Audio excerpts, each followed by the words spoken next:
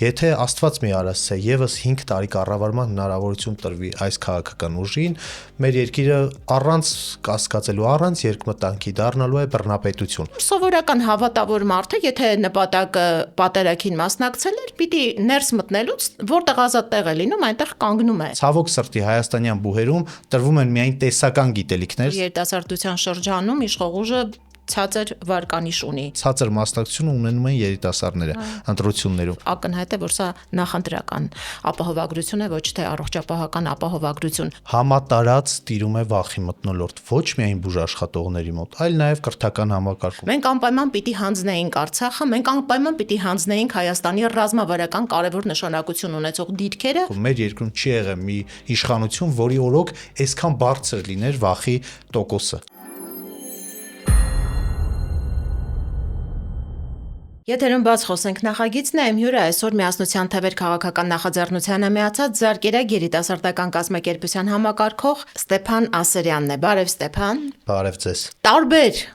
քաղաքական ուժերից առաջիկա ընտրություններին մասնակցելու հայտ ներկայացրած ընտրեցիք Միասնության թևեր քաղաքական նախաձեռնությանը։ Ինչու Ստեփան։ Մեր նախաձեռնությունը Զարկերակ երիտասարդական համազգային նախաձեռնությունը իր գործունեության ընթացքում փորձեց համախմբել ընդդիմադիր քաղաքական դաշտը։ Մենք այս ամբողջ ընթացքում ստեղծելով նաև իհարկե առաջ արժանապատվության շարժումը հուլիս ամսից կարելի ասել նախորդ տարվա հուլիս ամսից սկսած հանդիպումներ ունեցանք գրեթե բոլոր խոշոր քաղաքական դերակատարների հետ, իհարկե որպես երիտասարդներ կարմիր գիծ սահմանելով խորհրդարանական եռյակի հետ հանդիպումները, մնացյալ բոլորի հետ գրեթե հանդիպեցինք, լսեցինք իրենց ծրագրերը, հասկացանք արդյոք պատրաստվում են միավորվել թե ոչ, եւ չմիավորվելու դեպքում առանձին ինչ հետաքրքիր նախագծեր ունեն, ծրագրեր ունեն, որոնցով կարող են Հայաստանը դուրս բերել այս օրեցօր մեծացող անդունդից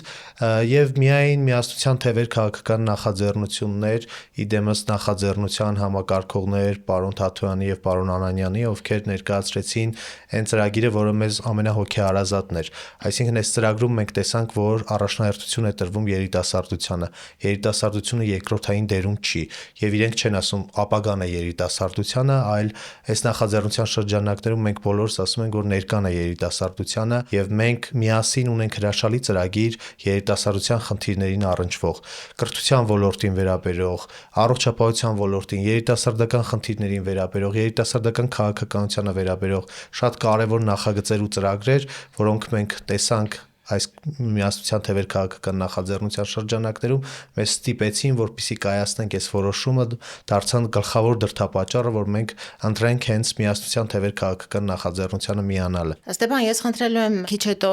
ներկայացնել երիտասարդների խնդիրները այսօր գոյություն ունեցող,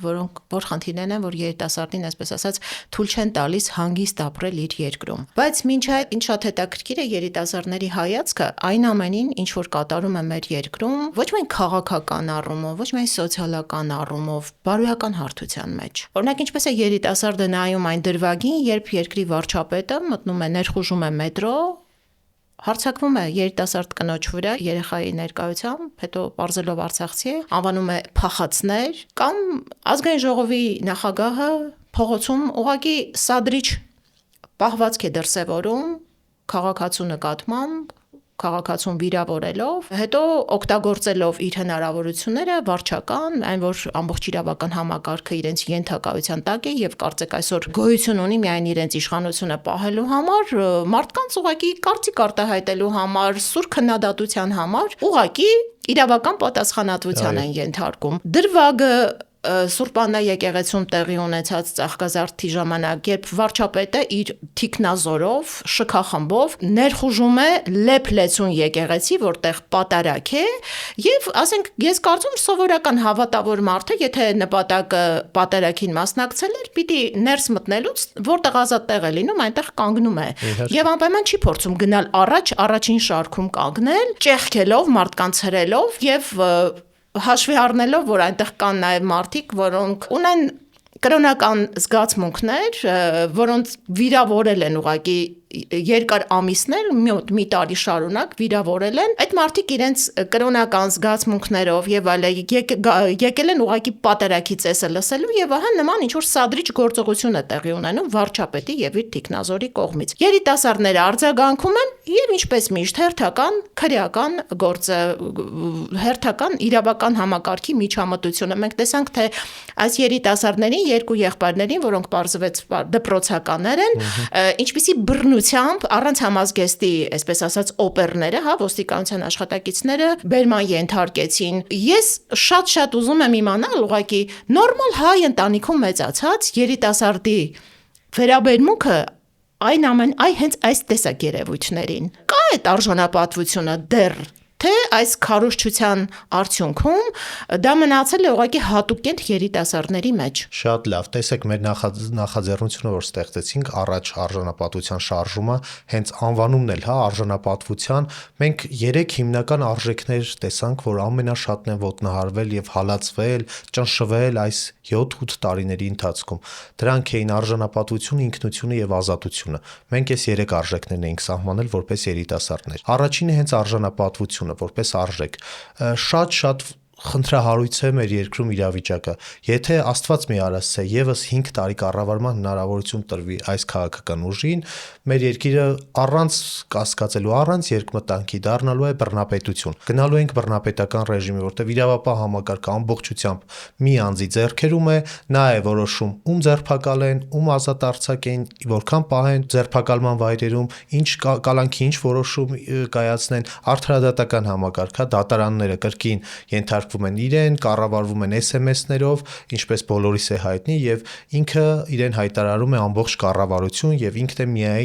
միակ ճշմարտությունը։ Այս առումով երիտասարդությունը իհարկե ունի շատ խնդիրներ, տեսնում է այստեղ շատ խնդիրներ։ Ինչպես դուք շատ ճիշտ նկատեցիք, իրենք հիմա շատ լավ այդպես տարածում են, հա, որ եղել է սադրանք երիտասարդների կողմից, թե ազգային ժողովի նախագահի միջադեպի հետ կապված, թե եկեղեցու միջադեպի հետ կապված։ Բայց իրականում, երբ որ դուք մտնում եք եկեղեցի լինելով պաշտոնատար անձ, մի ամբողջ թիկնազորով, հսկայական քանակի, հա, թիկնազորը ձեր հետևից եւ փորձում եք գնալ առաջին շարքերում կանգնել, դեռ նախկինում էլ հիշում ենք, որ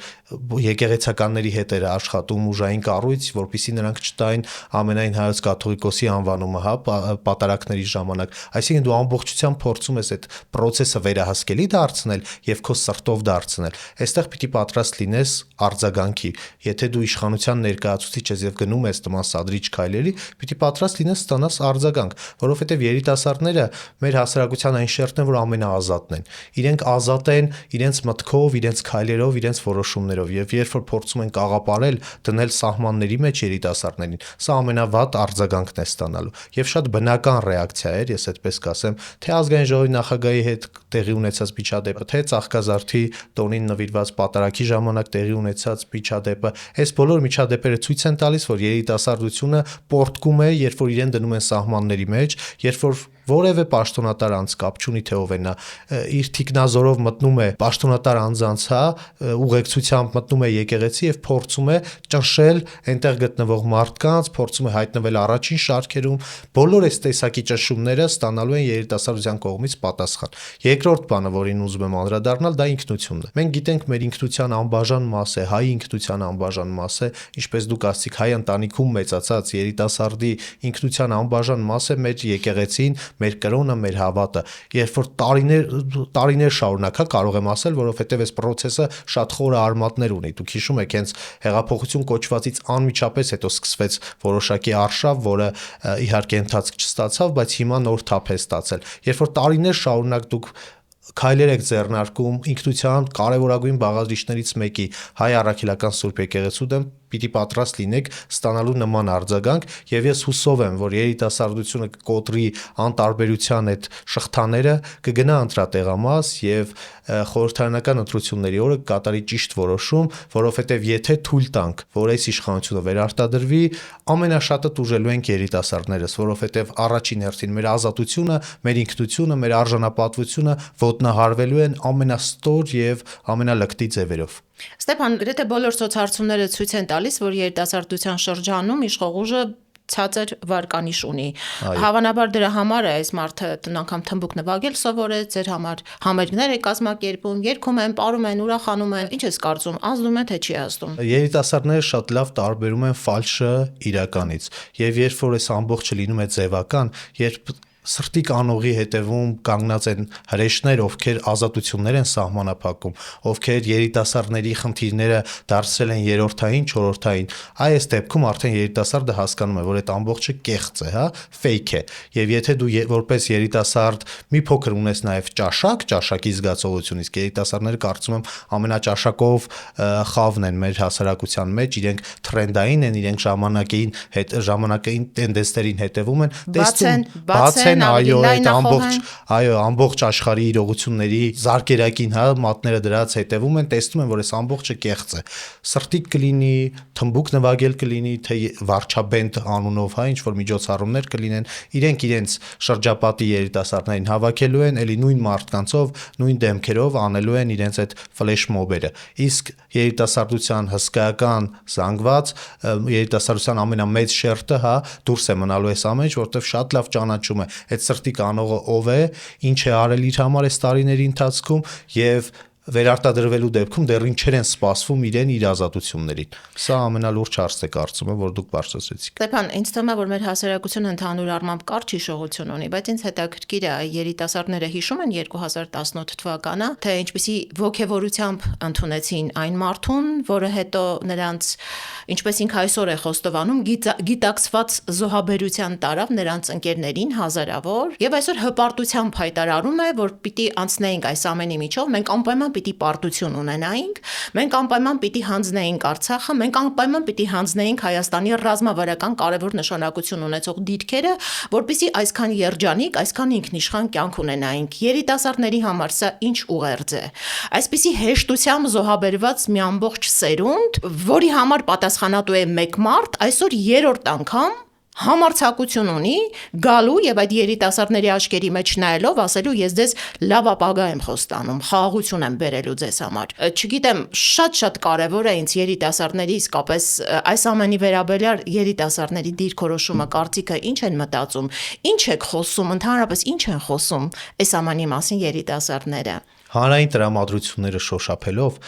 ուզում եմ ասել, որ մեր հասարակության մեջ, դուք ճիշտ եք, հասարակությունը կարճ հիշողություն ունի։ Մեր հասարակության մեջ ամենաքիչը վերաբերում է սա երիտասարդներին, այդպես կարող ենք ասել, որովհետև երիտասարդները շատ լավ հիշում են, որ 2018 թվականին հեղափոխություն կոչվածի մեծ շակերտներ դնենք, հեղափոխություն բառի համար, հեղափոխություն կոչվածի հետևում հենց իրենք էին։ Իրենց քրտինքով, իրենց պայքարով, շատերի դեպքում անգամ որ ասում են ոչ բռնի հեղափոխություն, ես ականատես եմ մասնակից եմ եղել Հերացի Կոյրուն փողոցներում, թե ինչպես են երիտասարդները ուժայինների հարվածը առաջինը վերցնում իրենց վրա դեռ հեղափոխության առաջին օրերին, երբ որ չէր նշмарվում որևէ հաջողություն, առաջինը երիտասարդները Գյումրիից ոտքով քայլելով եկողներին դիմավորեցին եւ այս բոլոր այս ամբողջ հեղափոխության կոչվածի ետևում կանգնած էին հենց երիտասարդները եւ երիտասարդները հասկանում են, որ իրենք անելով, լինելով այս ամենի հետևում իրենք կրեցին ամենամեծ վնասները, իրենց քույրերը, եղբայրները ամենաշատ վնասը կրեցին, իրենց ընկերները, հարազատները, ընտանիքի անդամները զոհվեցին պատերազմներում, 3 պատերազմ բերած իշխանության օրոք եւ հիմա երբ որ գալիս ու լկտիաբար, ցինիկաբար խոսում են խաղաղությունից, թե իրենք են խաղաղության միակ երաշխավորը եւ որևէ այլ ուժի ընտրվելու դեպքում խաղաղություն չի լինի, ամենաառաջինը վստահեցնում եմ ձեզ, սա հասկանում է երիտասարդը, որ սա մանիպուլյացիա է, սա կեղծիք է, սա բացահայտ սուտ է եւ ոչ միայն սա սուտ է, այլ նաեւ հեգնում են այդ նույն երիտասարդներին։ Կարծես ձեռք են առնում, թե գիտեք ինչ կա, մենք ճիշտ է պատերազմներ ենք բերել, մենք անընդհատ ձեր արժանապատվությունը ոտնահարել ենք, մեր ոտքերն ենք սրբել ձեր արժեքների վրա, Արցախը որպես արժեք, եկեղեցին որպես արժեք ու այսպես բազմաթիվ արժեքներ ոտնահարվել են։ Արարատը, պատմությունը, ցեղասպանությունը, այսինքն մենք ոչինչ չենք ունեցել, մենք մանկուրդ ենք։ Այո, ամենից եւ իրենց թվում է, թե իրենց 4-րդ հանրապետությունը, որ իրենք են ստեղծելու եւ իրենք են լինելու հիմնադիրները նոր Հայաստանի Հանրապետության, սա միայն ու միայն կեղծիք է, մանիպուլյացիա է եւ ես վստահ եմ, որ եթե հասարակության մեջ կա մի շերտ, որը ամենալավն է սա հասկանում, սա հենց երիտասարդներն են։ Երիտասարդներին խաբել են, երիտասարդների արժեքների վրայով անցել են եւ երիտասարդները պիտի գնան ընտրության, ես ամեն ինչ անելու եմ, մեր նախաձեռնությունները, միասնության թևեր քաղաքական նախաձեռնություն ուսումնասիրությունը, առաջ արժանապատվության շարժումը, յուրաքանչյուրս մեր տեղերում, անելու ենք առավելագույնը, որպեսզի երիտասարդները գնան ընտրության, չլինեն անտարբեր եւ կատարեն ճիշտ ընտրություն։ Սա շատ կարեւոր է։ 2018 թվականից դինելով ընտրական process-ներում չկա վիճակագրություն, որ կարող եմ հստակ ասել։ Երևում է, աչքաչափով կարող եմ ասել, երևում է ինձ, որ ցածր մասնակցությունը ունենում են երիտասարդները ընտրություններում, որովհետև երիտասարդները հիասթափվել են, երիտասարդներին շատ են խաբել, երիտասարդները միշտ զգացել են, որ իրենց օգտագործել են եւ մի կողմ թողել, այսինքն իրենց քաղաքական նպատակներին հասնելու համար երիտասարդությունը եղել է ընդամենը այդ ետնանկարը, եւ այս ամբողջը բերել են նրան, որ ունենք այս անտարբեր վիճակը։ Մենք ամեն ինչ պիտի անենք, որպեսզի այս անտարբերության շղթան կոտրենք, իսկ երբ երիտասարդը գնաց հայ ընտանիքում մեծացած երիտասարդը գնաց ընտրատեղամաս, թող իրենք համոզված լինեն, որ չի խաբվելու ոչ իրենց սրտիկներին, ոչ իրենց մանիպուլյացիաներին եւ կատարելու է ճիշտ ընտրություն։ Ստեփան, այլ հետաքրքիր է ինչպես եք դա անելու, եթե հաշվի առնենք, որ իրավիճակն այսպիսին է։ Միասնության թևերը նոր քաղաքական ուժ է։ Մրցելու է մի կողմում քաղաքական ուժերի հետ, որոնք քաղաքական դաշտում ունեն երկար տարիների փորձ, իշխանություն են ունեցել, ունեն ռեսուրս եւ ամենակարևորը իշխանություն, որը ունի վարչական ռեսուրս, որը օգտագործում է ամենաշռայլ ձևով, բառի բուն իմաստով, ասենք օրինակ, մեր բոլորի հարկերի հաշվին մարդիկ առողջապահության ապահովագրություն են անում, որը փլուզել է ամբողջ համակարգը, իդեպ ես կուզանամ հետո անդրադառնանք այս հարցին, որպես արդեն ապագա բուժ աշխատող ձեր տեսակետը կխնդրեմ այս հարցի վերաբերյալ։ Բանակի ժամկետ է կրճատում, պոպուլիստական բազմաթիվ քայլեր, ուղղակի գնում են հանդիպումների մարդկանց հետ, փողոցում մոտենում են ինչ-որ խնդրանքով նյութական, ասում է հիմա չեմ կարող, այս պահին չի կարելի, բայց հետո կմտածենք, այսինքն հանգիստ խոստումներ է տալիս ուղիղ եթերում։ Այսպիսի պայմաններում դուք պիտի մրցեք առաջիկա ընտրություններում հաջողություն ունենալու համար։ Ինչպես, որն է ձեր, այսպես ասած, ուժեղ կողմը։ Շատ լավ, ինչպես նշեցիք, ստարտային պայմանները, այո, խիստ անհավասար մեկնարկային պայմաններով, այդ մեկնարկային կետը խիստ անհավասար է, որովհետև մի կողմում կա վարչական ռեսուրսի տիրապետող, ամբողջ ուժային կառույցների իր գրպանում պահող վարչախումբ, իշխող ուժ եւ ընդդիմության դաշտում էլ, ընդդիմադիր դաշտում էլ ամենախոշոր դերակատարները եւս տիրապետում են հսկայական ռեսուրսների։ Իսկ այ միասնության թևերը ունի ամենակարևոր հաղթաթուղթը այս ընտրություններում առաջ գնալու համար, դա երիտասարդների հետ տարվող ճիշտ աշխատանքն է, երիտասարդների ստեղծարար միտքն է, որը որ վստահեցնում եմ ամենալավը օգտագործում է եւ ամենալավն ունի հենց միասնության թևեր քաղաքական նախաձեռնությունը եւ երրորդ ամենակարևորը միասնության թևեր քաղաքական նախաձեռնության շարքերում կանգնած են մարդիկ, ովքեր ունեն կենսագրություն, որը կարող ենք ասել չունի կետեր, չունի սև կետեր, որը որ կարող է երիտասարդներին վանել։ Երիտասարդները շատ լավ գիտեն, որ օրինակ պարոն Թաթոյանը երկար տարիներ դասավանդելով համալսարաններում շատ լավ գիտի կրթության խնդիրները Հայաստանում, գիտի ինչպես կարող է իրենց կրթական խնդիրները լուծել։ Պարոն Թաթոյանը շատ լավ տեղյակ է, թե ինչպես կարելի է աշխատել երիտասարդների հետ, ինչ մոտեցումներ որդեգրել։ Մենք էլ մեր կողմից որպես երիտասարդներ իհարկե իրականացնելու ենք տարբեր ծրագրեր, իրականացրել ենք եւ շարունակաբար դա շարունակելու ենք անել ծրագրեր, տարբեր հանդիպում քննարկումներ, խնդիրների բարձրաձայնում երիտասարդների կողմից եւ երիտասարդները պիտի զգան, որ այս խնդիրները հասցեական են, այս խնդիրները գնում են հասնում են ճիշտ տեղ եւ իշխանություն ստանալու պարագայում անպայման լուծվելու են։ Մեկ օրինակ բերեմ, պարոն Թաթոյանը բազմիցս իր հանրային խոսքում ելույթներում նշում է, որ բարձրագույն կրթությունը Հայաստանում քաղաքացիների համար պիտի լինի անվճար։ Սա լրջագույն խնդիր է։ Հիշում եք 2018 թվականին ներկա վարչախումբը երբ որ ընտրվեց, իրենք ասում էին ոչ մի ուսանող ուսման վարձի չտրամադրելու պարագայում համալսարանից դուրս չի մնալու։ Բայց այս ընթացքում եղել են դեպքեր անգամ իմ ընկերների շրջապատում, որ իրենք ուսման վարձը դժվարացել են վճարել, իրենց ընտանիքները դժվարացել են վճարել, իրենք ստիպված դադարեցրել են իրենց կրթությունը, իրենք ստիպված գնացել են աշխատանքի, որը պարզ է, թե ուսանողն աշխատես տուժելու է իր կրթությունը, ժամանակը տրամադրել են աշխատանքին եւ փաստացի ուսանողը կրկին մենակ է մնացել իր խնդիրների հետ։ Այսա եւ շատ ցցուն օրինակ է ցույց տալու համար, որ որքան լավ է պարոն Թաթոյանը տիրապետում իրավիճակին եւ որքան լավ գիտի ուսանողների խնդիրները։ Սա շատ կարեւոր է, որ ուսանողները, երիտասարդները ֆիքսեն ու հասկանան, որ եթե կա մի ուժ, որը որ կարող է իրոք իրենց խնդիրները լուծել, դա միասնության թևեր քաղաքական նախաձեռնությունն է։ Մենք էլ ամեն ինչ անելու ենք, վստահաբար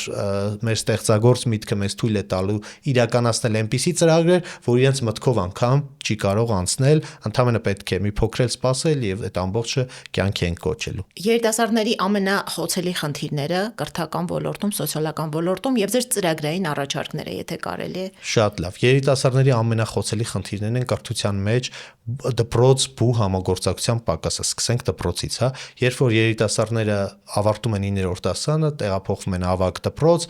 եւ 10, 11, 12-րդ դասարաններում կարելի ասել դպրոց չեն գնում։ Այո։ Մենք հիմա իրականացնում ենք ծրագրեր, ես մեկ այլ կազմակերպության շրջանակներում որտեղ աշխատում եմ, իրականացնում ենք ծրագրեր եւ գնում ենք դպրոցներ, հանդիպում ենք 10-11-րդ դասարանցիների հետ, խոսում ենք արժեքներից, արժեքային համակարգից եւ տեսնում ենք, որ էսեներ են գրում երիտասարդների այդ ծրագրի շրջանակներում, տեսնում ենք, որ երիտասարդները անգամ գրիչ իրենց հետ դպրոց չեն բերում։ Հիմա չկան գրիչներ դպրոցներում։ Բոլորը հեռախոսներով, սմարթֆոններով եւ իրենց հետաքրքրում է իրենց 1-2 առարկան, որ գնալու են կրկնուսույցի մոտ դպրոցից հետո պարապեն։ Շատ հսկայական քանակի բացականներ դպրոց չեն հաճախում եւ միայն կենտրոնացել են 1-2 առարկայի վրա։ Սա լրջագույն խնդիր է եւ մենք սահմանել ենք, որ դպրոցական կրթությունը լինելու է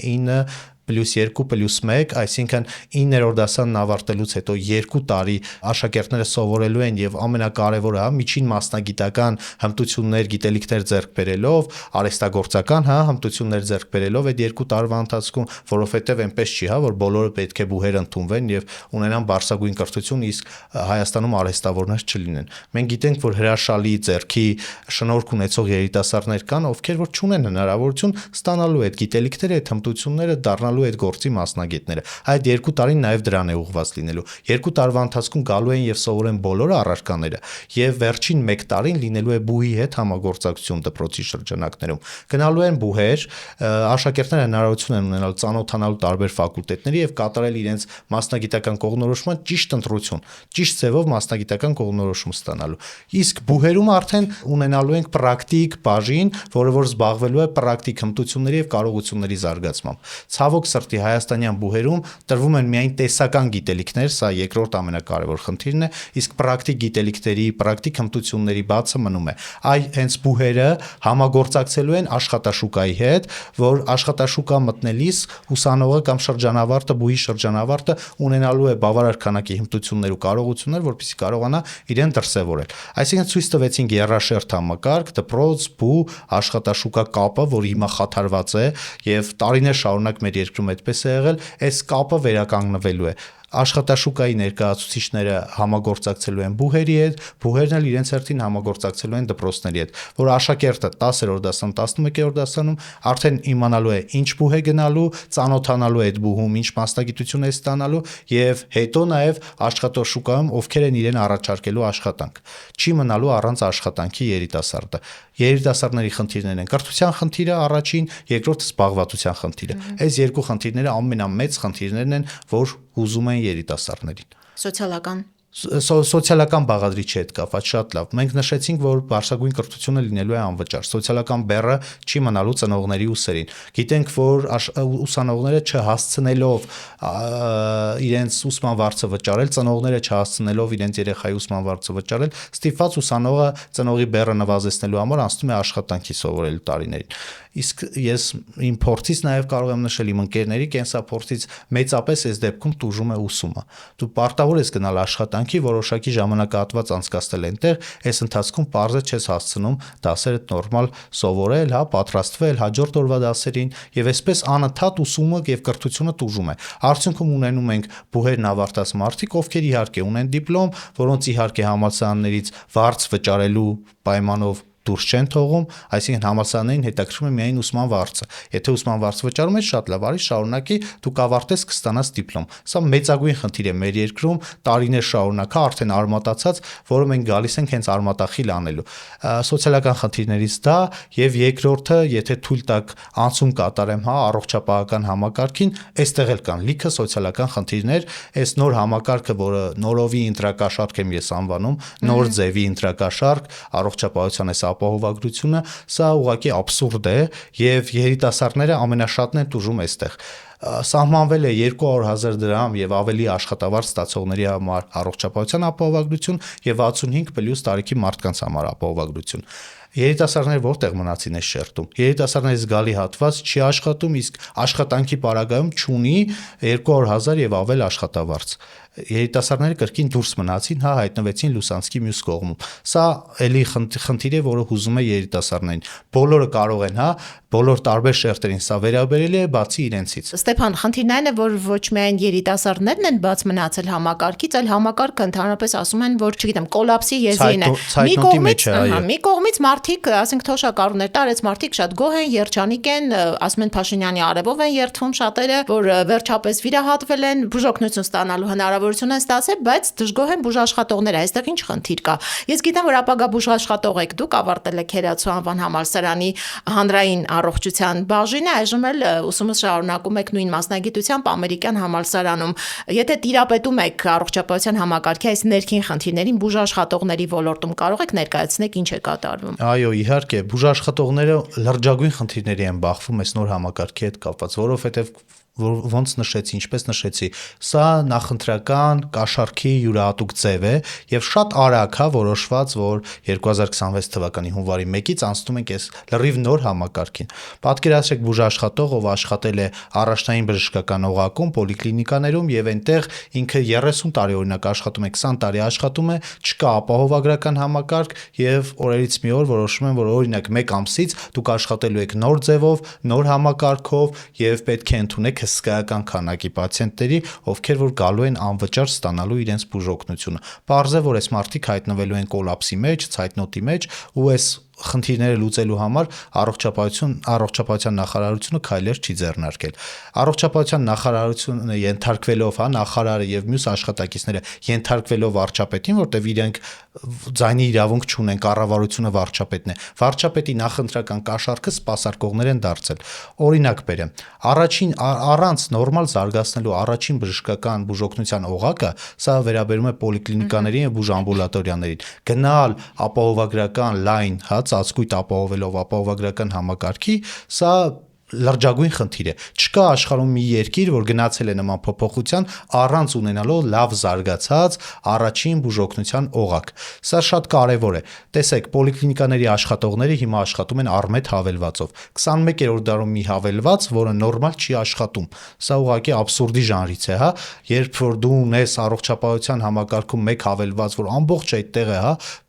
բուժանկետաները, պացիենտների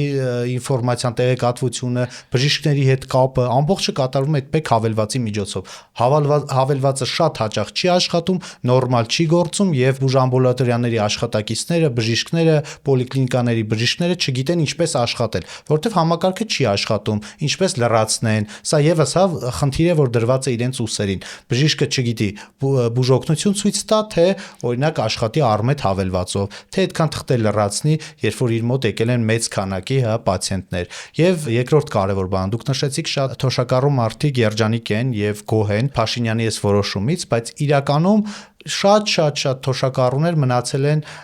դուրս համակարգից, որովհետև երբ որ իրան գնում են եւ ընկնում են այսքան քաշքշուկների մեջ, գնացեք այս տուրը, հետո մյուս տուրը, հետո այն մյուսի մոտ, միջև որ ձեզ կտան թույլտվություն վիրահատություն ստանալու կամ չգիտեմ դեղեր ստանալու, իրենք հիասթափվում են եւ կեսից ուղակի դուրս են գալիս հիվանդանոցից ասելով, որ շնորհակալ ենք ձեր անվճար տրամադրվող դեղից էլ վիրահատությունից էլ, որովհետև 70-80 տարեկան տատիկը կամ պապիկը չի կարող ամբողջ հիվանդանոցի սենյակներով պատտվել, որ ինչա ստանա մի թույլտվություն, իրեն հասանելի թույլտվություն, այս նոր օրենքով իրեն հասանելիքը ստանա։ Սա լուրջ խնդիր է, իրենք շատերը հիասթափվում են։ Ես հիվանդանոցներում անգամ հանդիպել եմ մարդկանց, ովքեր շատ այդպես բորբոքված, դուրս էին գալիս հիվանդանոցներից, ասելով, որ սա խաբեություն է։ Փաստացի մարդկանց հեռուստացույցով, էկրանների այն կողմից հայտարարում են, որ գիտեք ինչ կա, գնացեք, ստացեք ձեր հասանելիքը, ամբողջ անվճար է, մենք ամեն ինչ ձեզ համար անում ենք, բայց գնում են հիվանդանոցներ, գնում են պոլիկլինիկա պոլիկլինիկաներ բախվում են խնդիրների։ Գնում է հիվանդանոց, ասում են գնա պոլիկլինիկա, քո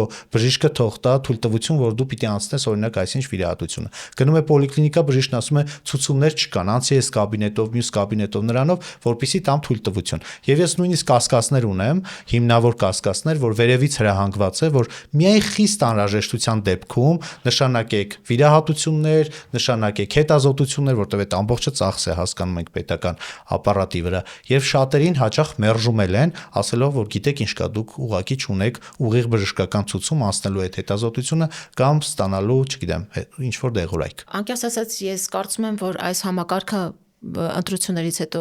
չի շարունակվի, որովհետև այս պահին արդեն բազմաթիվ տեղեկություններ եմ լսում, ստանում, որ մարդկանց խորհուրդ են տալիս մինչև հունիսի 7-ը վիրահատվել, ստանալ իրենց անհրաժեշտ կարևոր բուժօգնությունը, որովհետև ակնհայտ է, որ սա նախընտրական ապահովագրություն է, ոչ թե առողջապահական ապահովագրություն։ Հակառակ դեպքում, այսպես շարունակվելու դեպքում ուղղակի կա ռիսկ, որ լավագույն մասնագետները ոլորտից հեռանալու են, տեղի ունենալու, այսպես ասած, ուղեղների արտահոսք, թե այդ դեպքում ինչ կկատարվի առողջապահության համակարգում, կարելի է դժվար չի ուղղակի պատկերացնել։ Եթե հիմա ուղղակի լավ կամ վատ բուժօգնություն ստանալու հնարավորություն կա, ընտրության հնարավորություն կա, մենք կարող ենք ունենալ մի համակարգ, որտեղ ընդհանրապես բժշկի գնալը ռիսկ է, մեծ ռիսկ է պարունակելու։ Ստեփան, ես այստեղ մի հարցել եմ ուզում առողջապահության հետ կապված, մենք ունենք տասնյակ հազարավոր պատերազմի հաշմանդամներ, երիտասարդ տղաներ, որոնք այս համակարգում ես չգիտեմ ինչպես են կարողանում իրենց տեղը գտնել, որովհետև արդեն մենք ունեինք համակարգ, որը քաշքշուկի մեջ էր այս երիտասարդներին գցում, եւ այդ կարիքների գնահատման այդ համակարգը եւ նորմալ բուժօգնություն ստանալու համակարգը, գիտենք ինչպեսի ահռելի խնդիրներ կար այս նոր համակարգի պայմաններում, այս տղաները, այս երիտասարդները ինչպես են կարողանում իրենց խնդիրները լուծել։ Այս նոր համակարգի իր հետ բերել բազմաթիվ խնդիրներ նաև ձեր նշած,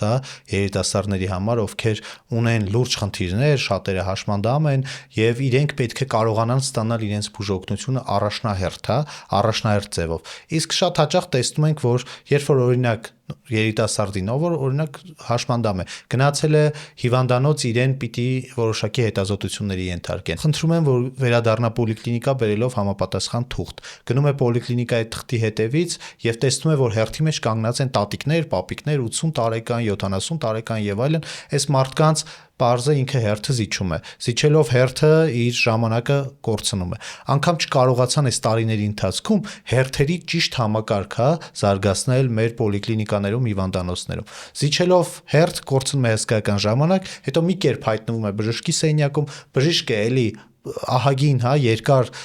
պրոցեդուրաներ է ասում, որ պետք է գնաս այս սենյակ, հետո այն սենյակ, միջև ինքը հավաքում է այդ բոլոր թղթաբանությունը, որ գնա ստանա մեկ հետազոտություն, որ իրեն հասանելի է,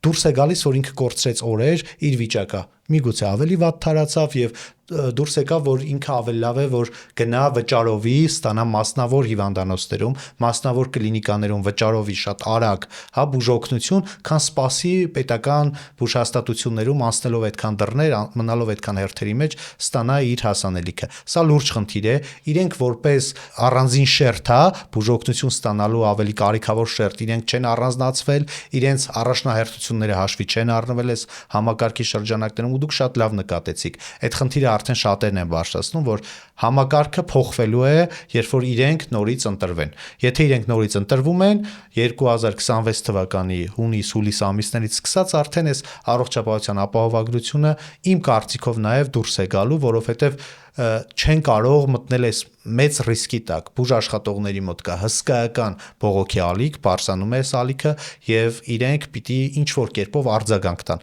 Հակառակ դեպքում ունենալու ենք ամենալավագույն կադրերի արտահոսք երկրից եւ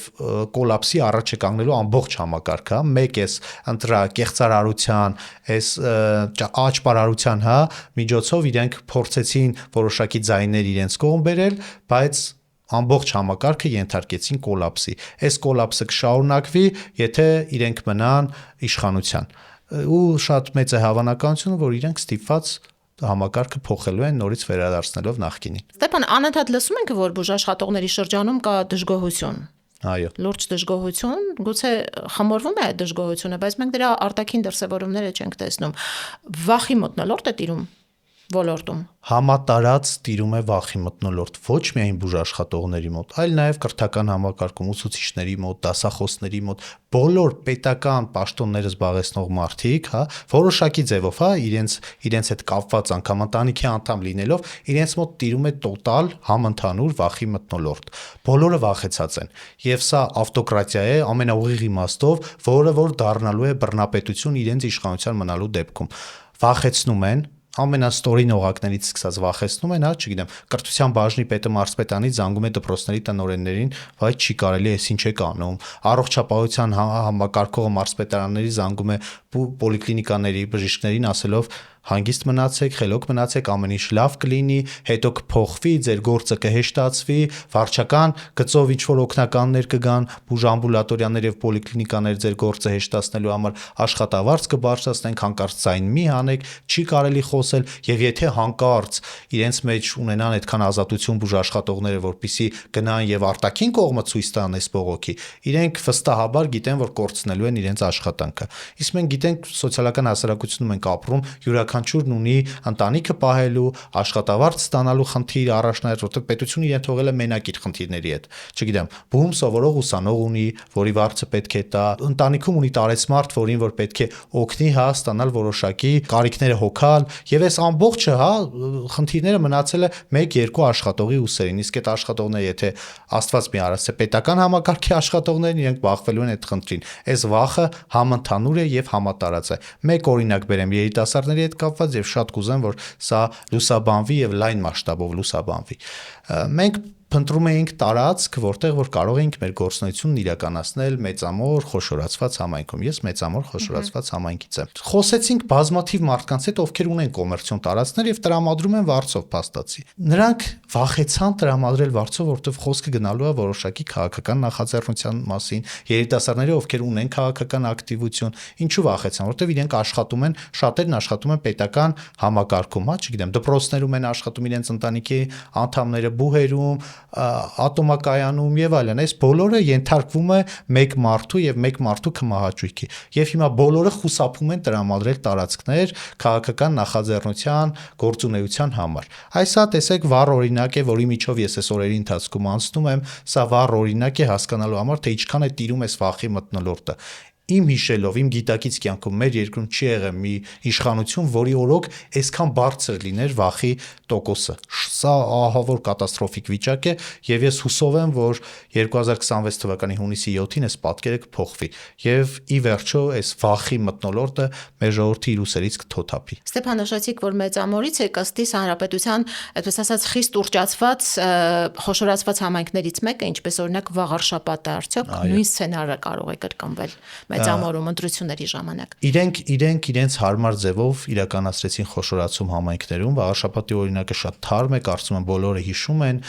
երբ որ պետք էր որ Խոյ համայնքը միանար Վաղարշապատին, դառնար մեկ ընդհանուր համայնք, որտեղ իրենց տեխնացուն, ով որ ուներ շանսեր, որոշակիորեն շանսեր ուներ հաղթելու, իրենց տեխնացուն Խոյ համայնքից էր։ Նույնն էլ արեցին Մեծամոր համայնքում, երբ որ 30 գյուղ միացավ Մեծամոր քաղաքին, 30 գյուղական բնակավայր եւ 1 քաղաքային բնակավայր, սա մեկ մարզի չափ է դուրս գալիս, հսկայական խոշորացված համայնք, մշակույթով, մենթալիտետով, իրար միջև հեռավորությունով հսկայական տարբերվող գյուղեր դարձան մեկ համայնքի մաս եւ իրենք այդ գյուղացիները հիմա շատերը ստիպված են լինում գնալ Մեծամոր կենտրոն համայնքի որոշակի թուղթ ստանալու համար, համայնքապետանից։ Ու այս խնդրին իրենք բախվում են, որտեղ չկան լոգիստիկ հարմարություններ, չկա որևէ մարդ, որ կարող է իր խնդիրը հենց իր բնակավայրում լուծել, վարչական ղեկավարին դիմում են, վարչական ղեկավարն ասում է, ես չունեմ հնարավորություններ ձեր խնդիրները լուծելու, գնացեք համայնքապետան, իսկ համայնքապետանը բավականին հեռու է, համայնքապետանում էլի այս նույն ձգձգումը, այս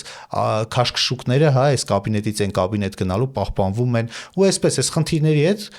բնակիչը մնացել է միայնակ, քաղաքացին մնացել է միայնակ, ու այս խոշորացումները, ուռճացված խոշորացումները անում են միայն քաղաքական նպատակահարմարությունից ելնելով։ Կլինի թոշակների բարձրացում, կլինի առողջապահության ապահովագրություն, կլինի պարտադիր զինվորական ծառայության, ժամկետային զինվորական ծառայության ժամկետի կրճատում, թե համայնքների խոշորացում, ամբողջը լինում է մեր երկրում մեկ մարդու քաղաքական կմահաճույքները բավարարելու համար, այդ աթոռին երկար մնալու համար։ բոլորը համայնքի ղեկավարները, մարզպետները բոլորը ծառայում են այս մի նպատակի համար, որպեսզի օրվա իշխանության գլխավոր դերակատարը շարունակի պաշտոնավարել ու երկար մնա այդ աթոռի վրա։ Սա այս մի նպատակի համար է։ Երիտասարդությունը երկար կարող է հանդուրժել այս իրավիճակը։ Ինչ ես Երիտասարդ- կարծում։ Այս նվաստացած, այս ստորացված, անարդար, բռնաճնշումների այս պայմաններում ինչքան կարող է երիտասարդը հանդուրժել։ Օրվա վարչապետը շատ լավ գիտի, որ ամենամեծ վտանգը գալու է երիտասարդներից, ինքը հենց անցել է այդ ճանապարհով եւ շատ լավ գիտի, որ երիտասարդությունը այլևս չի կարող հանդուրժել այս ամենը։ Այս անընդհատ, այս համատարած, բռնաճնշումները, այս խոսքի ազատության սահմանափակումները, արժանապատվության վրա հարձակումները, այս բոլորը երիտասարդների մոտ բաժակի մեջ կաթիլ ավելացնում են այդ համբերության բաժակը լցնում են եւ ինչ որ պահից սկսած երիտասարդությունը պորտ գալու է, ես հուսով եմ, որ դա կլինի քաղաքակիրթ ճանապարհով, ընտրական գործընթացի միջոցով հունիսի 7-ին երիտասարդները կգնան ընտրատեղամաս, կկատարեն ճիշտ ընտրություն եւ տեր կլինեն իրենց քվեին, թույլ չեն տա, որ իրենց քվեն իրենցից գողանան, իրենց ձայնը կբարձրացնեն ընտրատեղամասում։ Եթե Աստված չանի, որ իրենք շարունակեն պաշտոնավարել մնալ իշխանության, ապա խոստանում եմ ձեզ, ամենամեծ վտանգը թող սպասեն երիտասարդներից, երիտասարդները պորտ գալու են եւ այդ ժամանակը շատ մոտ է։ Ստեփան այնուամենայնիվ մենք չենք կարող անտեսել այդ տոկոսը երիտասարդների, որոնք ըստ սոցհարցումների անտարբեր են քաղաքական գործընթացների նկատմամբ, չեն մասնակցում ընտրություններին, այլ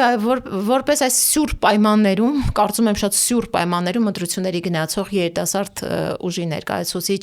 ձեր խոսքը հենց այդ երիտասարդներին։ Ուղղակի ինչպես կարող եք նրանց մոտիվացնել մասնակցելու անպայման իրենց քվեն թույլ չտալու, որպեսզի գողանան եւ այդ քվեի արժեքը իմանան։ Իմ խոսքը, իմ հորդորը, իմ կոչը, իմ ընկերներին, իմ հասակակիցներին, բոլոր են երիտասարդներին, ովքեր ունեն ընտրական իրավունք, անպայման իրացնեն իրենց իրավունքը։